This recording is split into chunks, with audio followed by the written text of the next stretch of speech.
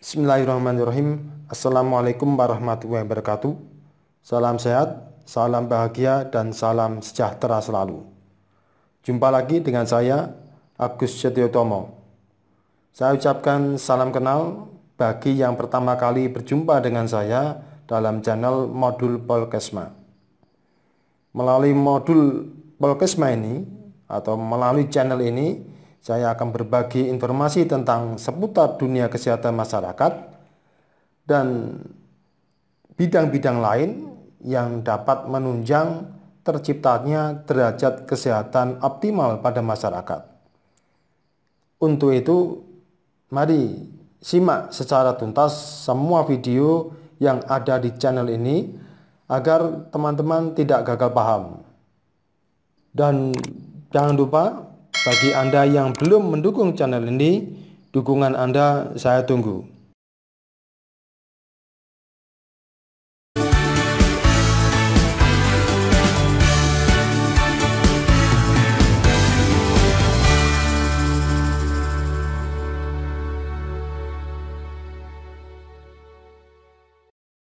Dalam kesempatan kali ini kita akan berbicara masalah strategi kewirausahaan. Mari kita simak.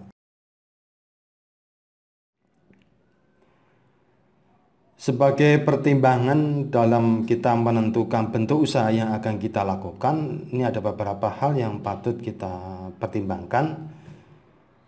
Yang pertama adalah putuskan dulu kira-kira bergerak dalam bidang komoditi apa atau jenis usaha perdagangan yang akan kita gunakan atau akan kita pilih, ataukah usaha industri ataukah usaha jasa yang akan kita pilih.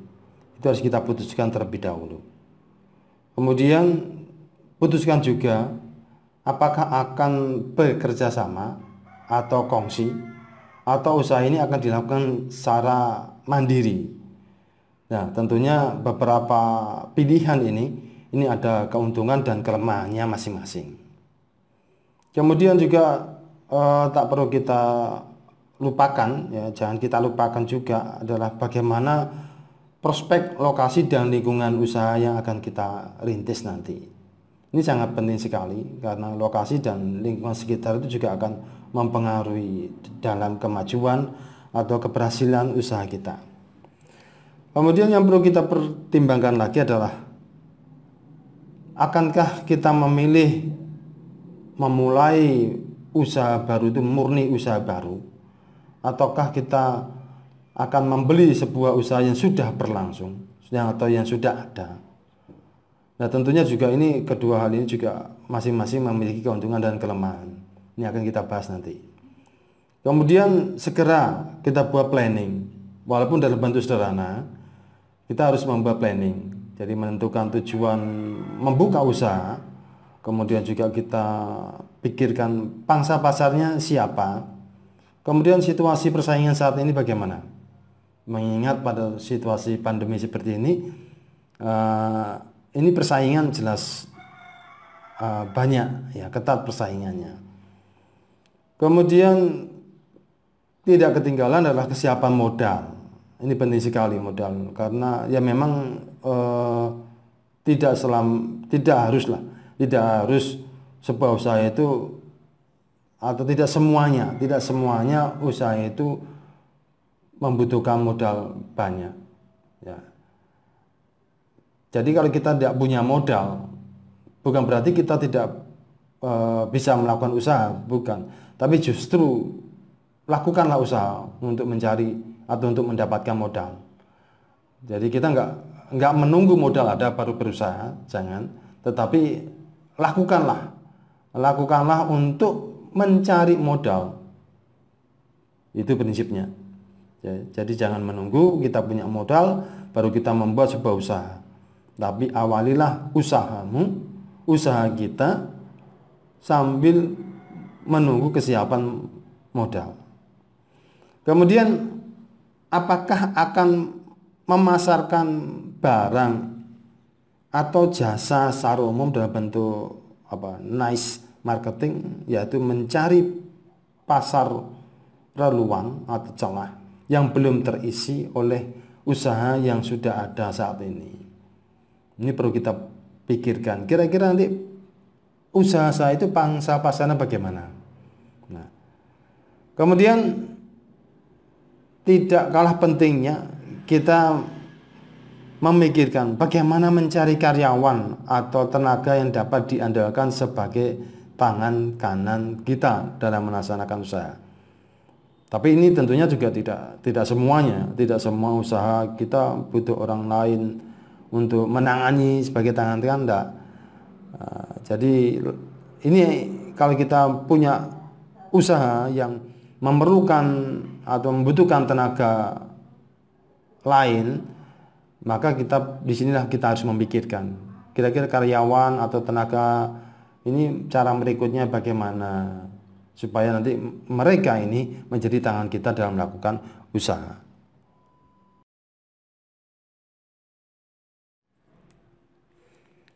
Selanjutnya, terdapat 3 strategi pendirian usaha yang dapat kita pilih atau kita sesuaikan dengan kapasitas yang kita miliki. Yang pertama adalah merintis usaha dari awal. Nah, strategi ini banyak dilakukan oleh pelaku usaha pemula karena mereka beranggapan bahwa usaha ini akan dikuasai dan dikelola sendiri. Dan fenomena yang ada atau fakta bahwa dari 10 usaha baru hanya 1 yang berhasil. Hal inilah yang menyebabkan merintis usaha dari awal penuh risiko kegagalan. Merintis usaha dari awal hendaknya mengenal secara detail seluk-beluk usaha yang akan kita lakukan. Dan kita harus yakin bahwa kita tuh mampu mengelolanya. Nah, pemilihan usaha haruslah disesuaikan dengan minat dan bakat. Karena minat atau bakat itu merupakan faktor yang penting dalam menjalankan sebuah usaha.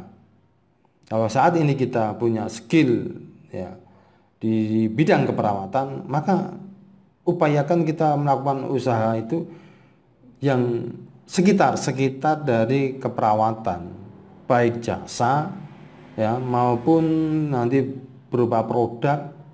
Ini perlu kita pikirkan di sana.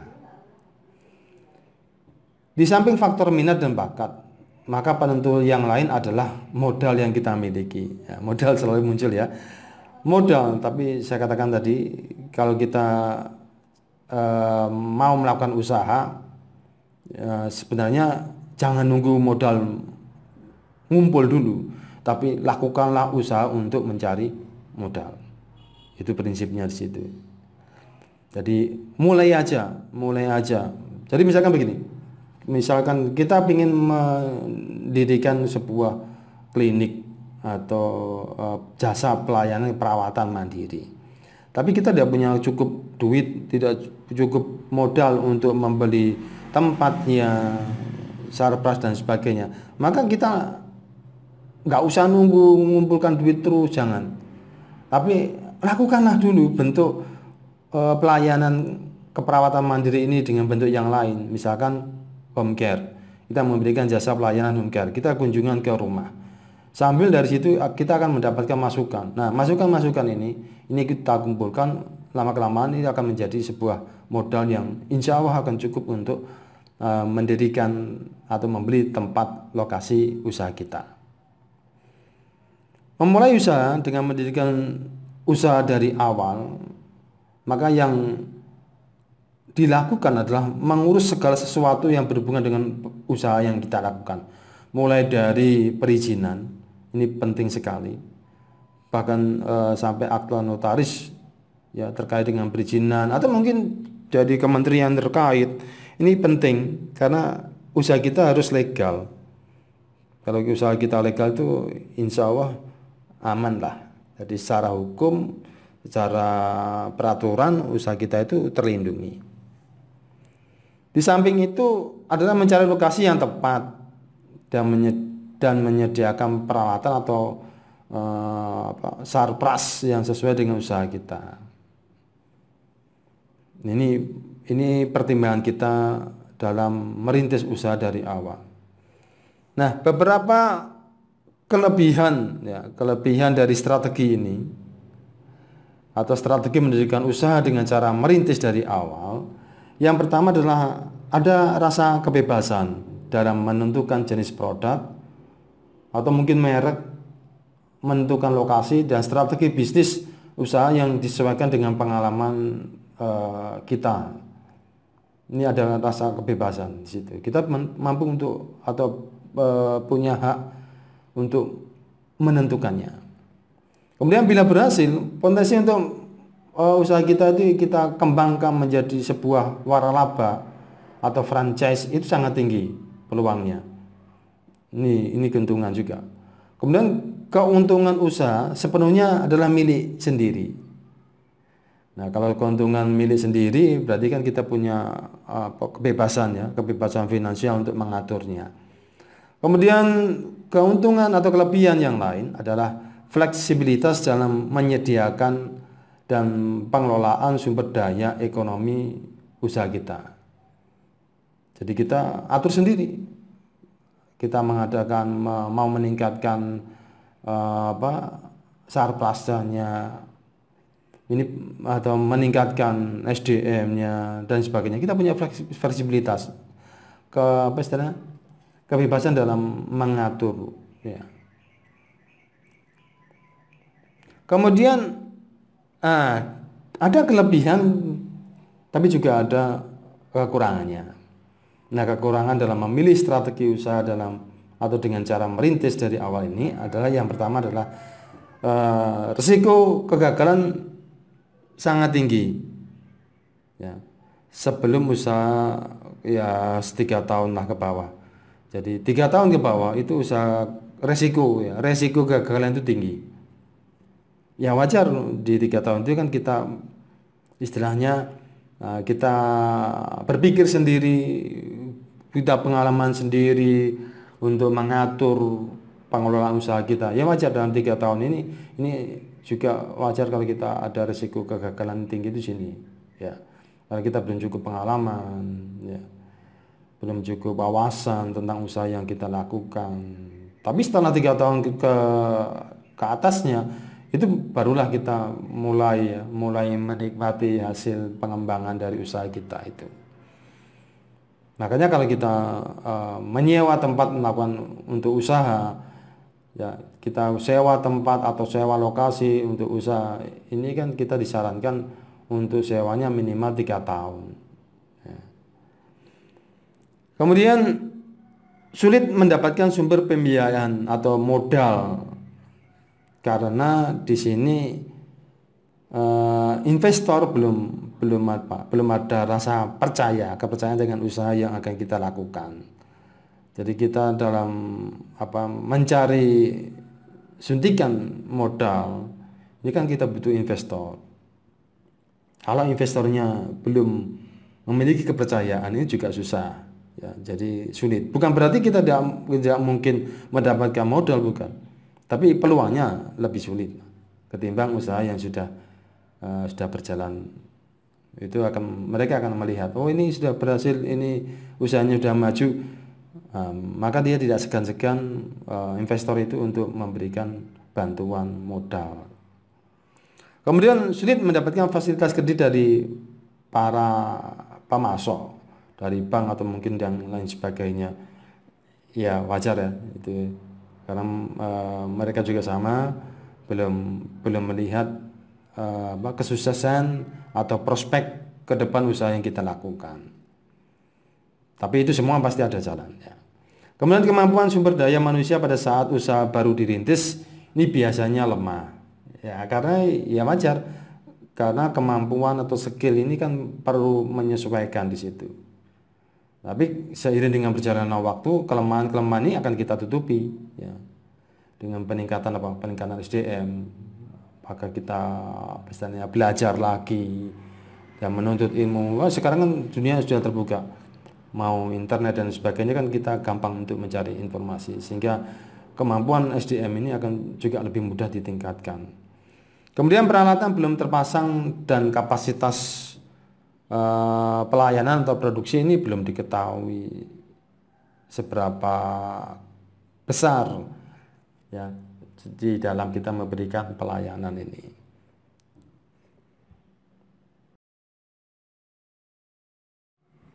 Strategi yang kedua adalah kita membeli perusahaan atau membeli usaha yang sudah ada. Nah, cara praktis mendirikan usaha dengan memperkecil resiko kegagalan itu apabila dibandingkan dengan merintis usaha dari awal, ini adalah dengan cara membeli sebuah usaha yang sudah berdiri.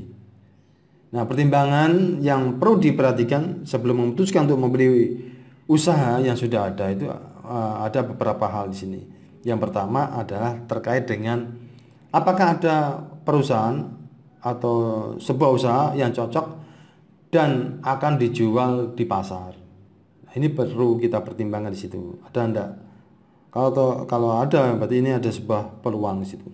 Kemudian pengalaman apa yang dimiliki tentang usaha tersebut dan karakter dari usahanya itu apa. Ini juga merupakan pertimbangan kita nanti. Sehingga dalam membeli sebuah usaha itu kita harus memang juga harus tahu ya seluk-beluk tentang bidang yang akan kita beli itu atau yang akan kita jalankan. Kemudian apakah bentuk kepemilikan dari perusahaan atau usaha yang tersebut ini sesuai dengan keinginan kita? Ya jelas ya, dalam kita melakukan usaha itu harus sesuai dengan keinginan kita. Kalau tidak sesuai ngapain dilakukan? Kalau tidak sesuai itu pasti tidak akan sukses gitu. Kemudian bagaimana potensi keberhasilan dari perusahaan tersebut? Nah, kalau sebuah usaha yang dijual itu kalau dia punya potensi bagus, kita mampu menangkap di situ ada potensi yang bagus bisa dikembangkan. Nah, itu juga peluang kita untuk membelinya di sana. Tapi kalau menurut kita itu perusahaan itu atau usaha tersebut ini tidak memiliki potensi, maka ya kita nggak usah membeli usaha itu. Kemudian berapa hal beli yang layak dengan memperhitungkan berbagai kewajiban dan aset perusahaan tersebut dan bagaimana cara pembayarannya. Ini penting sekali ya. Kemudian strategi apa yang dilakukan untuk memaksimalkan potensi keberhasilan dari usaha yang akan kita beli tersebut. Nah, kita harus punya strategi juga. Kira-kira saya mau apa ya setelah beli usaha itu? Ini penting sekali supaya untuk bisa menentukan. Jadi setelah kita beli, kita sudah punya statement atau strategi untuk mengembangkan di sana. Kelebihan memilih strategi mendirikan usaha dengan cara membeli perusahaan atau membeli usaha. Ini ada beberapa kelebihan di sini. Yang pertama adalah perusahaan atau usaha yang sudah berhasil. Ini biasanya sangat berpotensi untuk terus dikembangkan atau berpotensi terus untuk selalu berhasil. Kemudian perusahaan yang akan dibeli mungkin sudah pada lokasi yang terbaik, strategis lokasinya, memiliki nilai positif, memiliki daya saing yang lebih dari segi lokasi. Kemudian sudah memiliki karyawan dan pemasok, ya, jadi bahan-bahan atau surplus yang kita butuhkan ini sudah ada pemasoknya di situ. Misalnya kalau kita bidang kesehatan, ya pemasok alat-alat kesehatan, pemasok bahan-bahan yang kita butuhkan dalam mendukung pelayanan kesehatan ini juga sudah ada. Jadi kita tinggal melanjutkan saja. Kemudian peralatan sudah terpasang, kelengkapan prasarana dan kapasitas produksi di situ sudah bisa diketahui karena memang dia kan sudah berjalan. Ya, sudah berjalan, ya kita sudah tahu di situ. Kira-kira nanti usaha yang akan kita beli itu mampu memberikan pelayanan seberapa besar, mampu menghasilkan kapasitas produksinya seberapa besar, ini kita sudah tahu di situ. Kemudian persediaan sudah ada dan fasilitas pembelian secara kredit pun ini biasanya sudah ada juga. Ya, ini karena sudah berjalan. Ya, kebiasaan-kebiasaan yang sudah dilakukan selama usaha itu berjalan pada masa lalu, ini perlu menjadi pertimbangan di sini. Kemudian pemilik baru dapat menjalankan langsung usahanya Karena sudah ready kan, usaha itu sudah ready, kita tinggal menjalankannya. Tidak merintis dari awal, membangun kekurangannya dan sebagainya, enggak. Langsung kita jalan sambil menjalankan. Nah, tentunya nanti dibuat suatu strategi untuk pengembangan. Tidak berhenti aja di fase menjalankan saja, tapi harus ada pengembangan juga. Kemudian pemilih baru dapat memanfaatkan pengalaman pemilih sebelumnya. Nah, kita bisa sharing dengan pemilih yang sebelumnya. Kira-kira kendalanya apa, peluangnya bagaimana. Ini penting sekali karena pemilih yang terdahulu tentunya kaya dengan pengalaman yang terkait dengan usaha yang akan kita beli. Kemudian sumber pembiayaan lebih mudah. Nah, karena investor, kemudian lembaga-lembaga penyediaan dana itu mereka sudah melihat bahwa usaha ini sudah berjalan, sehingga ketika kita membutuhkan bantuan pinjaman modal, ini mereka lebih mudah, ya, lebih memberikan kepercayaan bagi kita. Nah, kelebihan ini juga ada kekurangan di sini atau kelemahan. Kelemahan dalam memilih strategi mendirikan usaha dengan cara membeli perusahaan yang sudah ada. Ini ada beberapa di sini. Yang pertama adalah pemilik yang lama atau pengusaha yang lama mungkin telah menciptakan citra buruk. Nah, ini tantangan yang berat bagi kita. Bagaimana memperbaiki citra buruk oleh pemilik yang lama. Ini kelemahan, ya. Walaupun itu bukan kesalahan kita, tapi karena kita sudah membeli, ya dianggap sama saja oleh masyarakat bahwa usaha yang kita lakukan itu di situ citra buruknya sudah muncul. Nah, ini sebuah kelemahan. Kemudian karya yang sudah ada pada usaha tersebut mungkin tidak sesuai dengan keinginan kita. Ya, karena kan sistem perekrutan karyawan kan kita tidak ikut situ. Jadi dia sistemnya kan ikut yang lama. Jadi bisa jadi karyawan yang masuk di situ atau pegawai di situ tidak sesuai dengan keinginan kita. Nah, tapi itu nanti bisa disiasati dengan cara apa? Pembinaan karyawan, peningkatan SDM. Nah, itu yang perlu kita lakukan nanti. Kemudian lokasi perusahaan mungkin sudah tidak memuaskan lagi. Ya, bisa jadi ya, karena lokasi dengan perkembangan zaman saat ini perkembangan sangat pesat sekali. Bisa jadi lokasinya sudah tidak memungkinkan lagi. Nah, makanya kita harus berpikir sebelum membeli, apakah lokasinya ini bagus apa tidak. Ya. Kemudian peralatan dan fasilitas mungkin juga sudah usang dan tidak efisien lagi dengan tuntutan pelayanan saat ini. Bisa jadi ya, karena itu juga barang-barang X atau bekas dari usaha yang sudah ada yang akan kita beli. Kemudian perubahan dan inovasi sulit diterapkan karena karyawan atau pegawai yang lama di usaha yang lama itu mereka sudah terbiasa dengan kondisi dengan yang lama. Bukan berarti tidak bisa dirubah. Tetap bisa dirubah, cuman lebih sulit, ya. Lebih sulit. Nah, tantangannya lebih besar di situ ya. Untuk merubah kebiasaan-kebiasaan yang tidak mensupport, tidak mendukung dari usaha kita, ini lebih sulit. Kelemahan yang lain, ya persediaan barang mungkin sudah kadaluarsa di perusahaan yang akan kita beli itu. Kemudian nilai piutang atau hutang dagang mungkin juga dilaporkan tidak sesuai dengan kenyataan, bisa jadi situ. Ya, karena kita kan tidak tahu bagaimana manajemen dari usaha yang sudah lama itu. Nah, tentunya kalau ada sebuah usaha yang dijual itu kan berarti kan ada tanda petik di situ yang harus kita waspadai. Kenapa dia dijual? Ya. Kemudian harga perusahaan mungkin terlalu mahal.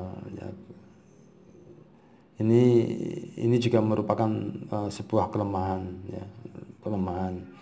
Kemudian selain itu strategi yang ketiga, jadi kita bisa menggunakan strategi ketiga yaitu kemitraan atau waralaba.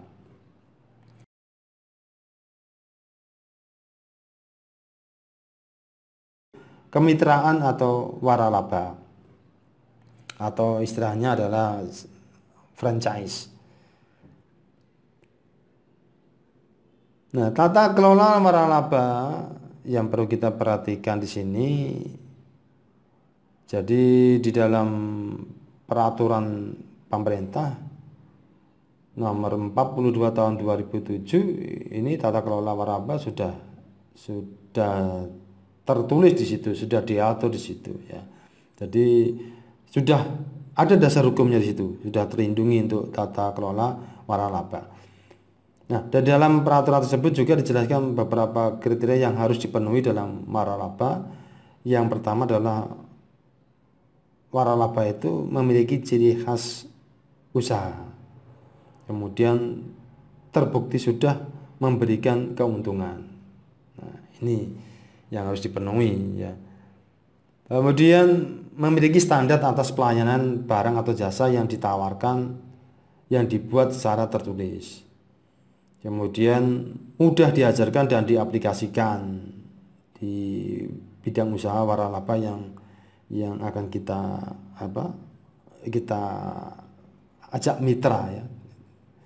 Kemudian adanya dukungan yang berkesinambungan. Jadi dukungan dari pewaralaba kepada terwaralaba secara terus menerus, seperti bimbingan operasional, pelatihan, promosi dan sebagainya. Kemudian kekayaan intelektual yang telah terdaftar. Ini juga diatur di situ ya, di peraturan itu. Keuntungan atau segi positifnya di dalam waralaba ini ada dua hal pokok mesti di sini ya. Jadi ketika bisnis masih berada pada fase awal, seorang entrepreneur membutuhkan banyak modal untuk mencapai pertumbuhan yang cepat. Hal ini dibutuhkan untuk memperoleh pengakuan merek atau mungkin juga skala ekonomis. Dan konsep waralaba ini sangat membantu entrepreneur karena menyediakan peluang untuk memperoleh banyak modal. Ini di keuntungannya di situ. Ada banyak peluang untuk memperoleh banyak modal di sini. Karena sudah ada kepercayaan dari investor dan sebagainya. Kemudian konsep manajemen yang disebut teori teori Paragenan ini menyebutkan bahwa organisasi dengan banyak unit seperti jaringan restoran ini lebih, atau mungkin jaringan yang lain ya, yang banyak organisasi di situ, restoran, hotel dan sebagainya. Ini lebih efektif jika dijalankan oleh terwaralaba dibandingkan dengan manajer. Hal ini karena manajer dalam menjalankan bisnis ini dibayar berdasarkan gaji yang mungkin tidak memiliki komitmen terhadap sukses daripada terwaralaba yang menjalankannya. Kelemahan bisnis waralaba ini ada beberapa hal di sini. Yang pertama adalah iuran waralaba dan royalti terus-menerus. Jadi pewaralaba biasanya menetapkan iuran waralaba yang harus dibayarkan secara teratur dalam jangka waktu tertentu dan mengutip royalti atas pendapatan yang diperoleh terwaralaba. Jadi kita masih ada membayar hak royalti pada pemilik pewaralaba ya. Kemudian sepenuhnya mengikuti operasi standar. Jadi kita ini diberikan kewenangan untuk menjalankan bisnis, tetapi kebebasan penuh tidak dimiliki seperti kita menjalankan bisnis independen. Jadi ada standar yang harus diikuti dan menjadi kewajiban bagi kita. Jadi jika standar tersebut dilanggar, maka kita akan dicabut lisensinya ya, dalam bisnis ini. Kemudian batasan dalam pembelian. Jadi pewaralaba ini mewajibkan kita untuk membeli bahan baku. mewajibkan kita untuk membeli peralatan atau barang-barang lain dari pihaknya dengan alasan pengendalian kualitas, ya, dan pencapaian standar tertentu. Ini salah satu kelemahan di situ ya. Jadi ada batasan dalam pembelian. Kemudian lini produk terbatas. Jadi kita hanya dapat menjual produk atau menyediakan jasa yang disetujui oleh pewaralaba tadi. Kendali demikian, pewaralaba dapat meminta berbagai masukan kepada kita dalam rangka pengembangan produk yang ditawarkan. Jadi kita bisanya hanya memberikan masukan di situ. Kemudian syarat kontrak dan pembaruan. Ini sebelum bisnis waralaba dijalankan, pihak-pihak yang terlibat dalam menandatangani kontrak ini atau yang mengatur hubungan bisnis selama jangka waktu tertentu ini perlu dilakukan. Dan kebanyakan pewaralaba telah menetapkan syarat dalam kontrak dan tidak dapat dinegosiasi. Ya. Dan kita harus benar-benar memahami isi dari kontrak tadi, memahami berbagai syarat yang telah ditentukan untuk menghindari kemungkinan terjadinya konflik dengan pewaralaba. Kemudian kelemahan berikutnya adalah program pelatihan yang tidak memuaskan. Sebenarnya pewaralaba sendiri wajib memberikan pelatihan kepada kita. Kenyataannya banyak juga kita yang tidak puas atas program yang diberikan itu, tidak puas dengan program pelatihan yang diberikan. Jadi misalkan pelatihan diberikan itu secara kilat, sehingga kita tidak memenuhi tidak bisa memenuhi keinginan kita untuk menekuni bisnis itu. Kemudian kelemahan yang lain adalah kejenuhan pasar. Pasar yang telah jenuh ini dapat ditemukan ketika pewaralaba dengan sangat agresif membuka gerasi tanpa memperhatikan daya serap pasar. Jadi dia membuka banyak cabang, sehingga akibatnya penjualan mulai turun dan kita merasa bahwa produk yang kita tawarkan itu tidak lagi disukai oleh pasar. Ini ada kejenuhan pasar seperti itu. Kemudian kurangnya kebebasan. Nah, pewaralaba dan kita ini sepakat menjalankan bisnis berdasarkan kontrak yang ditantangani secara bersama-sama. Nah, dalam perjalanan waktu kita dapat merasa bahwa pewaralaba adalah bos yang harus diikuti dengan segala kemauannya. Nah, dari sisi pewaralaba, hal tersebut dilakukan untuk memastikan kesuksesan kinerja kita. Jadi kita dalam waralaba ini juga atau kurang memiliki kebebasan di situ.